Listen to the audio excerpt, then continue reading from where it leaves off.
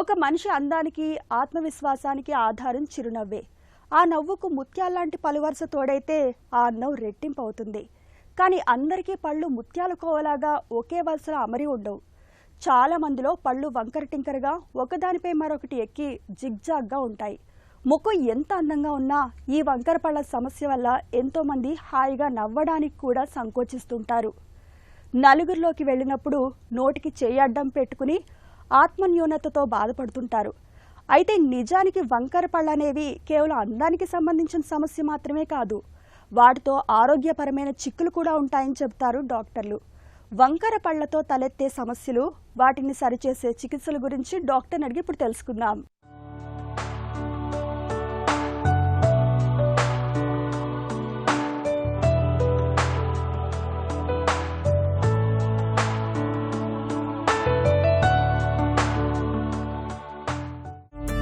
దంతాలు వంకరగా రావడానికి ప్రధాన కారణాలేంటి? దంతాలు వంకరగా లేదంటే ఎత్తుపళ్ళు రావడానికి మల్టిపుల్ రీజన్స్ ఉంటాయండి. ఆల్మోస్ట్ 50% హెరిడిటరీ ఉంటాయి. కొంతమంది పిల్లల్లో ఏంటంటే థంబ్ సకింగ్ వల్ల కూడా మనకి పళ్ళు ఎత్తుగా లేదంటే పళ్ళ మధ్య సందులు వంకరగా వచ్చే అవకాశం ఉంటుంది. రెండోది టంగ్ థ్రస్టింగ్, అంటే నాలుకతో పళ్ళని తోస్తుంటారు, లేదంటే నాలుకతో పళ్ళని ఇలా సప్పరిస్తూ ఉంటారు. ఈ నాలుకని సప్పరిచ్చే అలవాటు వల్ల కూడా పళ్ళ మధ్య సందులు రావటం, లేదంటే పళ్ళకి గ్యాప్స్ రావటము అండ్ పళ్ళు ఎత్తుగా రావటం ఇలాంటివి చూస్తూ ఉంటాం. థర్డ్ మోస్ట్ ఇంపార్టెంట్ రీజన్ ఇందులో అలవాట్లు ఏంటంటే చిన్నపిల్లల్లో కొన్నిసార్లు ఈ నోటితో గాలి పీల్చే అలవాటు ఉంటుంది. అలా ఉన్నా కానీ కూడా పళ్ళ మధ్యలో గ్యాప్ అనేది ఏర్పడుతుంది. ఇంకొంతమంది రేర్ కేసెస్లో పిల్లలు ఏంటంటే పాల పళ్ళు ఊడిపోయి శాశ్వత దంతాలు వస్తుంటాయి. అలాంటి సమయంలో చిగురులో వాళ్ళకి ఇరిటేషన్ ఎక్కువగా ఉంటుంది. అలాంటప్పుడు కూడా వీళ్ళు ఈ పళ్ళ మధ్యలో ఏమైనా ఇలాంటి కాయిన్స్ ఇలాంటివి పెట్టారనుకోండి, అలాంటప్పుడు ఈ పళ్ళ మధ్య సందులు, గ్యాప్స్, పళ్ళు వంకరగా రావటం ఇలాంటివి చూస్తూ ఉంటాం. వంకర పళ్ళని కేవలం అందం సమస్యగానే భావించాలా? ఆరోగ్యపరంగా ఇబ్బందులు ఏమైనా ఎదురవుతాయా? ఇది కరెక్ట్ కాదు. ఇందులో ఏంటంటే పళ్ళు ఎగుడు దిగుడుగా ఉన్నాయనుకోండి, దాని మధ్యలో ఇరుకున్న ఆహార పదార్థాలు నార్మల్ బ్రషింగ్తో తొలగించలేము.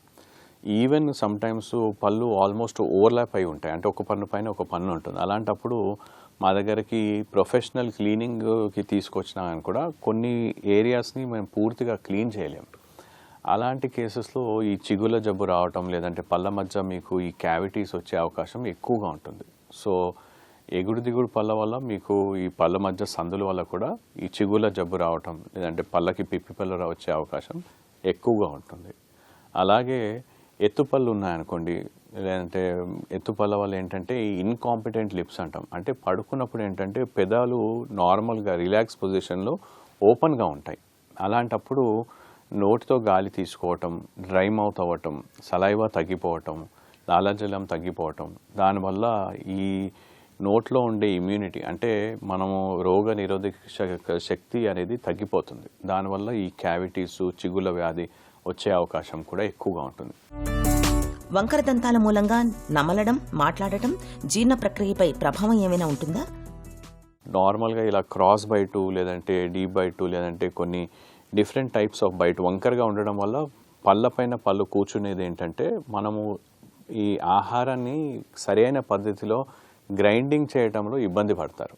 అలాంటప్పుడు పూర్తిగా నార్మల్ మనం పళ్ళు ఎలా మనం గ్రైండ్ చేయగలుగుతాము, చిన్నగా సాఫ్ట్గా చేసేది, అలా కాకుండా ఇండైజెషన్ ప్రాబ్లమ్స్ రావటము, పళ్ళని ఆహారాన్ని పూర్తిగా వాళ్ళు గ్రైండ్ చేయలేకపోవటము, దీంతోపాటు ఇతర ప్రాబ్లమ్స్ అంటే జా ప్రాబ్లమ్స్, కండరాల్లో నొప్పి రావటము, మైగ్రేన్ లాంటి సిమ్టమ్స్ రావటం, ఇలాంటివి కూడా మనం ఇలా డిఫరెంట్ జా ప్రాబ్లమ్స్, బైట్ ప్రాబ్లమ్స్తో ఉన్న వాళ్ళలో చూస్తూ ఉంటాం.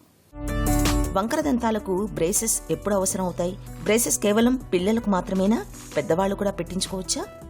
పిల్లల్లో సాధారణంగా వాళ్ళ కాంప్లైన్స్ ఎక్కువగా ఉండదు. అంటే వాళ్ళకి ఏంటంటే మనము ఈ ఇన్విజిబుల్ బ్రేసెస్ ఏంటంటే తీసి పెట్టే అలైనర్స్ అన్నమాట. పిల్లలు అంత సరిగ్గా మర్చిపోతారు, అలా టైంలో పెట్టుకోరు.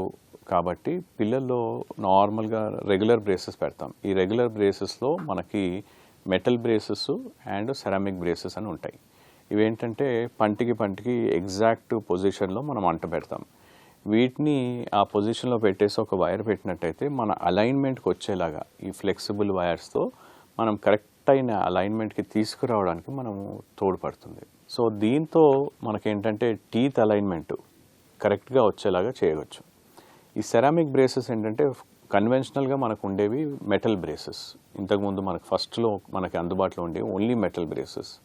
వీటితో ఏంటంటే చాలామంది ఏంటంటే ఈ మెటల్గా కనిపిస్తాయి, ఇబ్బందిగా ఉంటుంది, మాట్లాడినా స్మైల్ చేసినా ఇది సంవత్సరం బట్టు కొన్నిసార్లు పెట్టుకోవాల్సి వస్తుంది. అలా కాకుండా మనకి ఇంకా బెటర్గా ఏమన్నా ఉంది అని అడిగేవాళ్ళు. అలాంటి వాళ్ళలో మనం ఈ సెరామిక్ బ్రేసెస్ అంటే టోటల్గా పంటి రంగులో ఉంటుంది అండ్ మనకేంటంటే ఒక సన్నటి వైర్ తప్ప మనకి ఏమీ కనబడదు. సో ఇదేంటంటే ఇంకా కంఫర్ట్ కూడా ఎక్కువగా ఉంటుంది కాబట్టి సెరామిక్ బ్రేసెస్ అనేవి మనకు అందుబాటులోకి వచ్చింది. దీంతో ఏంటంటే ఎగ్జాక్ట్గా మనకి ఎలా కావాలంటే అలా మనం అలైన్మెంట్కి తీసుకొస్తాం. అది కూడా ఈ సమయంలో ఎక్కువ ఇబ్బంది లేకుండా మనం చేయడానికి వీలుంటుంది. కొంతమంది ఏంటంటే ఇలా కూడా కాకుండా నాకు అసలు కనిపించకుండా అనేది చేయగలుగుతామంటే అలాంటి వాళ్ళకి ఇప్పుడు లేటెస్ట్గా మనకి ఇన్విజిబుల్ అలైనర్స్ అందుబాటులోకి వచ్చాయి. ఈ ఇన్విజిబుల్ అలైనర్స్లో ఏంటంటే ఇవి తీసి పెట్టే ట్రేస్. సో CAD/CAM టెక్నాలజీ వాడుతూ కొన్ని రిమూవబుల్ ట్రేస్ని మినిమం ప్రెషర్తో వచ్చేలాగా మనము మినిమం మూమెంట్ వచ్చేలాగా చేస్తాం. సో ఇవేంటంటే ప్రతి వీక్ కానీ 2 వీక్స్ కానీ ఈ అలైనర్ని మార్చుకుంటూ ఉండాలి. దీంతో ఏంటంటే స్లోగా మూమెంట్ అనేది.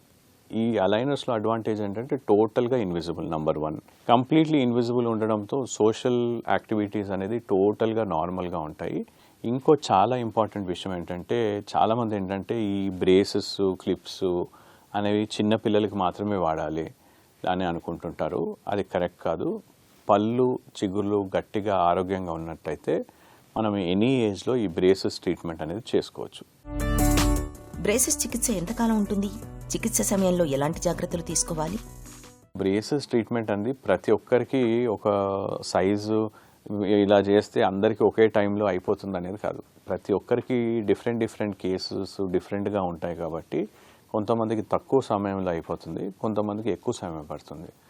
అంటే చిన్న గ్యాప్స్ ఉన్నాయి, ఇంకా వేరే ఎలాంటి అలైన్మెంట్ ప్రాబ్లం లేదనుకోండి, అది నార్మల్గా 2 to 3 monthsలో కూడా మనకి అలైనర్స్తో కానీ బ్రేసెస్తో ట్రీట్మెంట్ అయ్యే అవకాశం ఉంటుంది. అలాగే కొంతమందికి ఏంటంటే కాంప్లెక్స్ కేసెస్ ఉంటాయి, సర్జికల్ కేసెస్ ఉంటాయి, స్కెలిటల్ డిఫార్మిటీస్ ఉంటాయి, బాగా ఎత్తుగా ఉంటాయి, పళ్ళు కొన్ని తీసేసి మనం పళ్ళని వెనక్కి తీసుకెళ్లాల్సి వస్తుంది. అలాంటప్పుడు almost 1 to 1.5 years 12 to 18 months time పట్టవచ్చు. కొన్నిసార్లు ఏంటంటే ఈ ఇంపాక్టెడ్ టీత్ అంటే లోపలే ఉండిపోతాయి, ఆ పళ్ళని బయటికి తీసుకొస్తాం, దాని తర్వాత మళ్ళీ అలైన్మెంట్ తీసుకురావాలి. 2-3 ప్రాబ్లమ్స్ కలిసి ఉంటాయి. అంటే పళ్ళకి మధ్యలో సందులు ఉంటాయి, కొన్ని కింది పళ్ళలో ఎగుడు దిగుడుగా ఉంటాయి, కొన్ని ఇంపాక్టెడ్ టీత్ ఉంటాయి, దాన్ని బయటికి తీసుకురావాల్సి వస్తుంది. అలాంటి కేసెస్లో సమ్టైమ్స్ స్లోగా ట్రీట్మెంట్ అంటే 1 by 1 పన్నును బయటికి తీసుకురావాలి, తర్వాత అలైన్మెంట్ చేయాలి, తర్వాత ఫినిషింగ్ చేయాలి. 3 stagesలో ట్రీట్మెంట్ చేయాలి. అలాంటప్పుడు మనకి 2-2.5 years కూడా పట్టొచ్చు. వంకర పళ్లను ముత్యాల వరుసలా మార్చడానికి ఇవాళ బ్రేసెస్ వంటి అధునాతన చికిత్సలు అందుబాటులో ఉన్నాయి. ఎగుడు దిగుడు దంతాలకు చిన్న వయసులోనే బ్రేసెస్ పెట్టించుకోవడం మేలు.